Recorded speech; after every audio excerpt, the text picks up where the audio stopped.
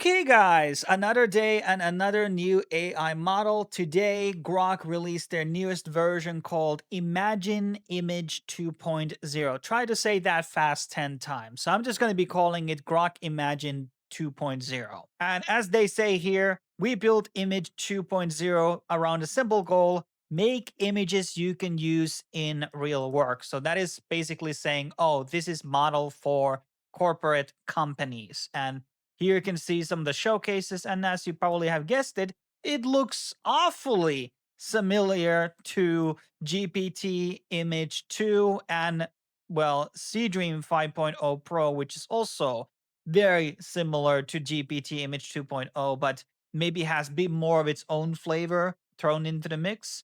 But this actually, like, I'm not gonna lie to you guys, this is like a carbon copy of GPT Image 2, and I don't like that at all. And I'm going to be showcasing the results. The big thing here is the precise editing. This is something that I believe Reeve 2.0 was first one to kind of like popularize. That was like 3 weeks ago. And now like more models are basically able to do this. Here's some benchmark templates, but let's get into the actual results. So one of the things out of the bat you can probably see when you do generations, they look awfully too familiar to each other. Like this image here, it looks, well, not only it has the same darky grunge aesthetic, over detailed raindrops, as you can see, dark textures, and it's basically the very same thing. And there's this way it does also the hair that I don't like. There's just like the hair is the part that makes looks very unreal. It's very illustrative, even though this is supposed to be a real life photo. And all of these images pretty much look the same. And when you did images with image 1.5, it gave a lot of variation. I like that. I thought it was really hands down the best illustrator model in terms of like new ideas and concepts. Like very good for like anime and also like cartoons, in my opinion. It was actually pretty good for 3D as well. Like it was really good when it came to designs, very close to Mid Journey. And I like that it was kind of alternative Mid Journey in the sense that it gave a lot of control. Mid Journey doesn't give you that much control. And here's some old women. And we're going to be playing around with the segments later. We're going to be showcasing that result. But these are pretty much, this could be the same lady in every single photo. Not a lot of variation. And I think variation is important when you're brainstorming ideas. You want to look different from the competition. If everybody's using the same AI, everybody going to have the same looking ads. Like I've seen already like cafeterias and things like that in my country use AI ads. As I work with these models on a daily basis, I can tell you like, oh, that was AI. Now here is also a pretty good photo here. This is actually pretty good looking. This is bright, but that was because there were a lot of like, prompts about it. This actually looks like it could be from my city. And, it's not bad actually. This is pretty good. Here's another one. Once again, like all, I think it has to be forked. They have to like use the training data of GPT Image 2 and hey, we're gonna fork this. That's what it feels like. So these are our realism photos, so to speak. And then we get into the things I wanted to have 3D. This one actually is pretty nice in terms of the character, but everything else, like you can see, it's just these pixelizations. I don't think it does as much pixels and artifacts and grain as the GPT Image 2 does.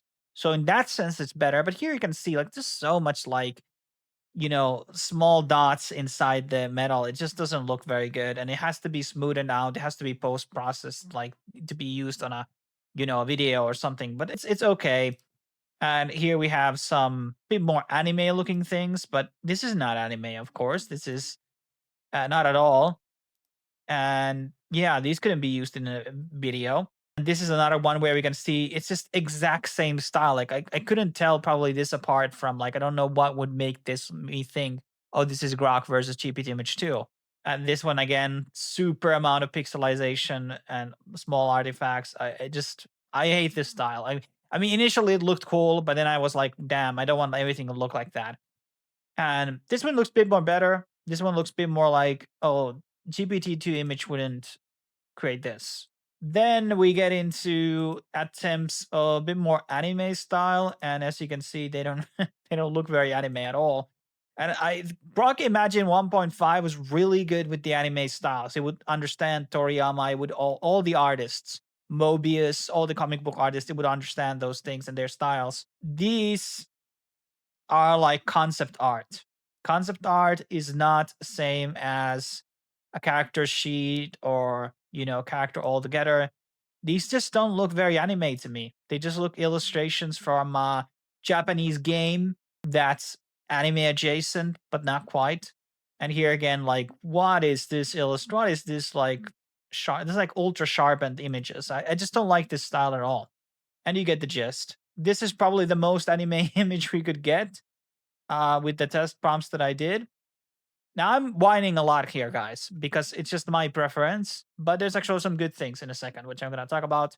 And then I tried to do a bit more like this Chinese donghua style of a game model. These actually are very pretty, but not a lot of variation. Can you see? Like these four look awfully similar. So you want to really brainstorm ideas in a company. You want to like different designs, different things. And these once again look very.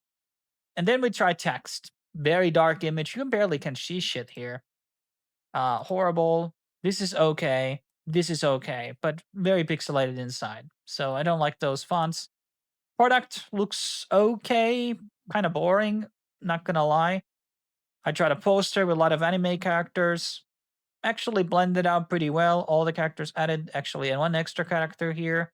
Here we have, again, but this is a wrong character. SpongeBob is there, Goku, Vegeta, you know. But, font here is not bad. So let's get into actual good stuff. So here's also today's, this is an old test everybody does. So this is actually the better thing about GPT Image 2.0. Sorry, about this Grok Imagine 2 versus C-Dream 5.0 Pro and GPT Image 2 is that it actually does, in my opinion, based on the testings, the fonts better. So the fonts look a lot more cleaner. There is this grain thing that it adds in the white text. I don't know why it does that. I didn't add that in. Probably can remastered or redone. But this looks very clean thumbnail to me. Like maybe the best out of the three right now. Like these are them I would love to use. And look at how clean this guy here is also. But it does this weird grain on the white text. Maybe there is, maybe you just ask it to do something else. And this one looks really good. Once again, this is really, really clean. Feels like very 4K image. Absolutely loving it. And it doesn't have a lot of variation here between the four. And then I just did another anime test here. Surprisingly, the anime is a bit better, but once again, like the background, this is not anime at all.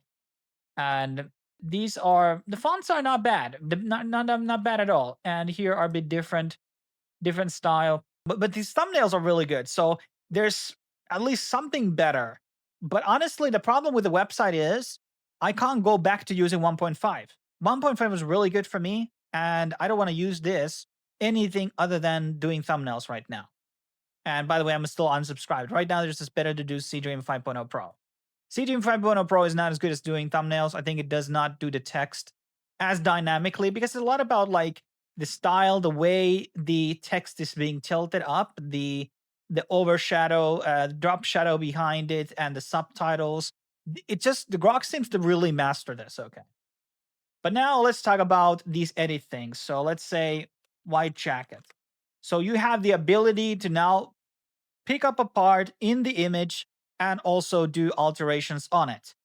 But based on some of the testings so far, it does not seem to be on the same quality. Okay, this is actually pretty good. Yeah, okay. That's pretty good. Let's try something a bit more drastic here. Pink beard. So this is very useful for people who want to have a bit over control. You're doing mock-ups. This is great for like companies, but like for us end users who, okay, this this doesn't look very good. Let's see. Let's just do eye patch. So these edits are actually pretty decent, but I don't think like this layer thing is always necessary. Like in GPT image, I think I get pretty good results there. Eye patch works out. Let's just do something with the mouth. Let's see if we can we do the text? No, we have no ability to change the text over here. Okay, let's remove the grain from the white text. Dance. And while that does it, I'm just going to go quickly back into my own things to show you something. Like this was something that I just prompted out. I used in a recent thumbnail. This was like a really good illustrative side of like this 2.5D style. Very good, very like unique to Grok in a sense. Like it's kind of 2D and kind of 3D at the same time. And that's the same exact prompt with this one. Which one do you think really looks more engaging? Like, be honest with me. Which one would you click as a thumbnail? This is not absolutely horrible, but man, it's not a good look at all. And once you put into YouTube thumbnail, it's just all pixelated. It gets mushed. It gets compressed already from that. And voila, we fixed out the actual font from the grain. Let's try 2.5 update, remove the grain from the text. So, okay, in story, I think it's really good for now, designing thumbnails and, well, some type of different types of text things, maybe a exotic menu or, maybe movie posters, things like that. But this background looks, did this background change when we were editing? Yeah. Look at this. It made the background change to more black at somehow in this process. I don't know which point. Yeah, it gradually changes the background too. That's not very good. But whatever, okay. So it's not totally perfect. But that basically wraps up my thoughts about it. I really would probably say, depending on what price you can get, it's probably better to just take TPT Image 2. This probably has less sensors though.